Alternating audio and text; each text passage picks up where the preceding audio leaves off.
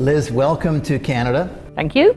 After a long run running the British Property Federation, time is coming up to pack it in, but you've seen so much change in the UK market. What has been happening, what is happening with UK REITs these days? Well, the great change, of course, in the UK market over the last decade was the introduction of REITs, something which we'd campaigned for as an industry for a number of years, finally persuaded our Treasury to do the deed in 2007. Great moment to do it, of course, because the markets immediately collapsed. Now, in a funny sort of way, people said, well, that's absolutely terrible. But in practice, I think the fact that we got the REITs, it actually gave them the strength and the basis to go out and do the rights issues they needed to do in order to survive the recession. And all our REITs survived the recession, bar one, and that actually collapsed for totally different reasons, not actually to do with the global financial crisis and the recession. So the REITs came at really probably quite an opportune moment. It's a good job we'd got them in.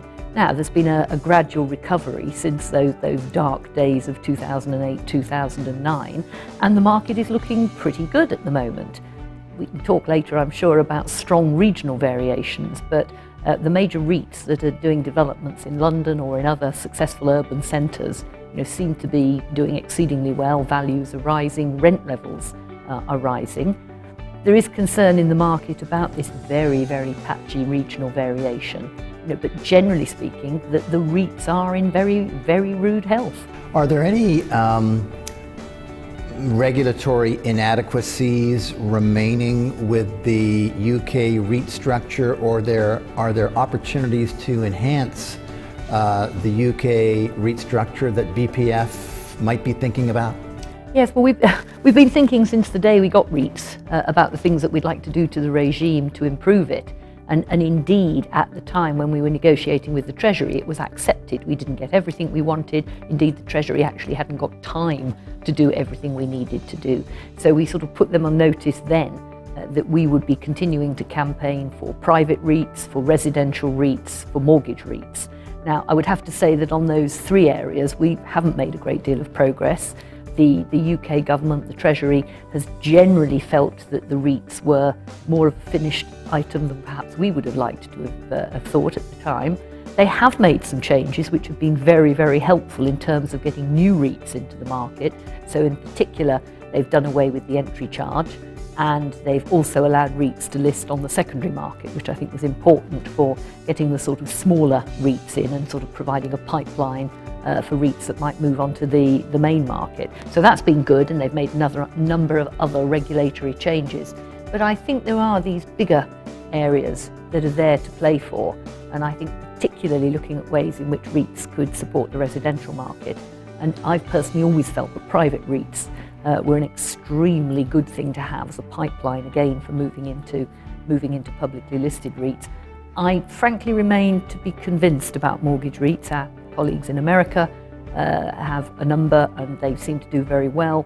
There's a very mixed view, I think, in our market amongst the experts. There are those who would say that mortgage REITs are great, so it's great when the market's doing well, and a bit of a liability when the market's not doing well, which makes the Treasury extremely nervous. So I'm not seeing a great deal of movement on that for a while.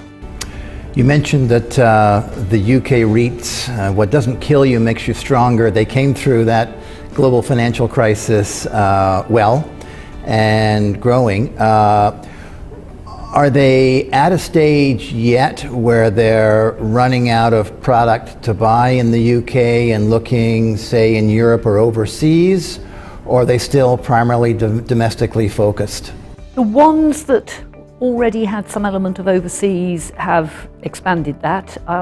Thinking about it, I think there's probably only one other that has actually moved into some overseas investment. So I think generally the REITs have been very happy to stay pretty much where they were, and I think they've still seen plenty of potential for expansion in the UK. What I think we're going to see more of, as hopefully the government's strategy for growth and recovery spreads across the country, is that the REITs will start finding more of the properties sort of outside London, outside the greater southeast, and outside the very successful northern cities. So they'll be moving on to the sort of secondary locations. They'll be able to find value in places like that. The REITs, of course, are also investing in Scotland, so it will be interesting to see where that goes in the light of next week's referendum. Right, that'll be an interesting development for sure. How about overall REIT market in terms of unit prices and yield? We've heard from some other countries that their REITs are trading above net asset value, or net tangible assets is another terminology that's used. And we've heard of real yields 3% in Japan, as high as, well, they're probably 7 or 8 in some other jurisdictions. How are they in the UK? Well, of course, this problem of discounted net asset value, it's been with the REIT market. Well, it was with the PLC, with the listed market before REITs. It dogged the REITs even after they were formed. Over the last few years, actually, we've reversed that, and they've done exceedingly well. They're trading, I think the last time I looked, and on average, they're just above net asset value. As I say, that's an average. Some are better, some are not. So on general performance and in terms of yield, they're doing extremely well, because of course values are rising and incomes are rising. I mean, ironically, the income stayed pretty good throughout the recession, or rather, rental income stayed good. And now that's beginning to take off. So all in all, the performance of the REITs, the results they've been just declaring, have been extremely favourable. Excellent. How about receptivity to inbound capital into the UK? So we've talked briefly about the REITs and their interest in investing overseas. Is there increased competition from foreign REITs or from foreign developers, or have you pretty much got the domestic market to yourself? How has that been playing out in the UK? Well, I think the interesting phenomenon in the UK has been the influx of foreign capital.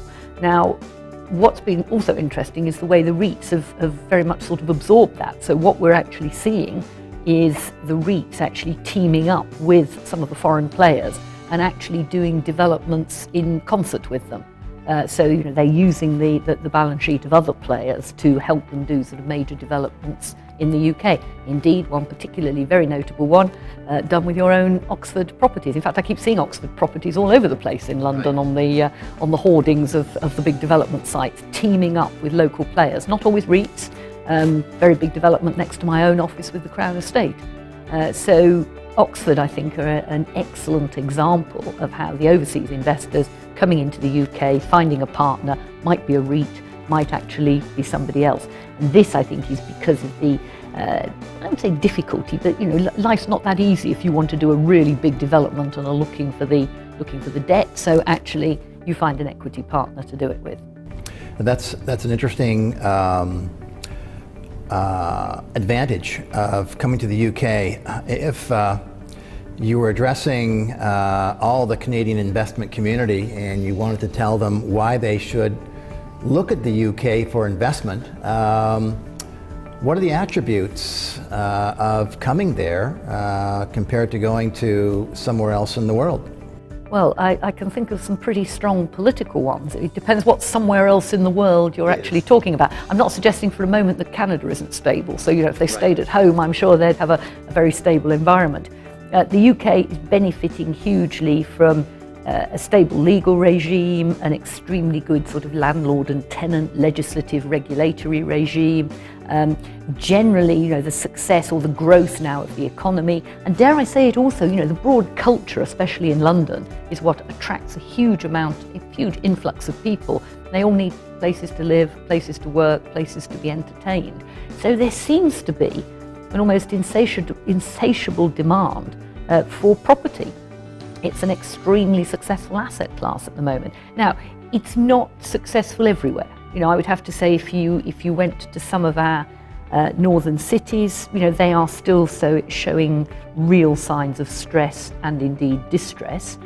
Some of the canny overseas investors are starting to look beyond London to look where they think the recovery will come, because obviously they can find more value if they move into somewhere that's a lot cheaper at the moment. That's proving quite slow, but we are seeing those foreign investors moving elsewhere, and there, of course, they're looking for yield.